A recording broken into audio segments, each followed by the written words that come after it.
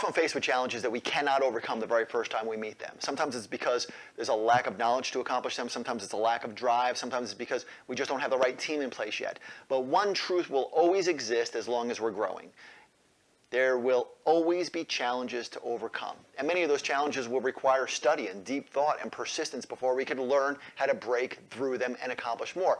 You've heard me say this probably 100 times before if you're following our videos. The speed at which we grow is directly determined by how fast we can learn lessons in business and then systematize those lessons so that we're not doomed to repeat those lessons over and over and over and over again. Think about a boxer for a second who starts his career losing half his fights. Then, years after studying his videos and his past performance and persistently practicing to become better, he becomes a legend. Scaling a company is all about learning fast and following the right processes persistently. But the journey is not as simple as that, right? It's not a simple one, and I'm sure most of you guys know that. It's important to realize that those who win in business are rarely the smartest. When people tell me how smart they think I am, I always cringe because I don't consider myself super intelligent, but I've been through a lot and I've learned a lot in a few areas of my life. And in every other area, I struggle and I study to try to get better. Scaling a business comes more easily to me than most people. I know how to read my customers so I could give them what they want, sometimes even before they know what they want. I know how to grow a team. I know how to develop a winning culture, how to market both online and offline in a way that sets my companies ahead of my competitors almost every single time in every industry that I'm in. But I struggle in other areas of my life. I want to be a great partner to Sheila, so I study relationships. I want to be a great father, so I study how to listen to my kids to be a great dad. I want to be super healthy, and I want to live to be 120 years old. So I study what it takes to do that. And I study those things in some way every single day. And I take action on what I learn.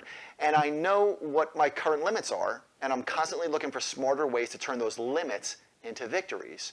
And when you do that, when you stop looking at your limits as obstacles and you start looking at them as insights as to how to get to the next level of growth, then your growth becomes far more predictable.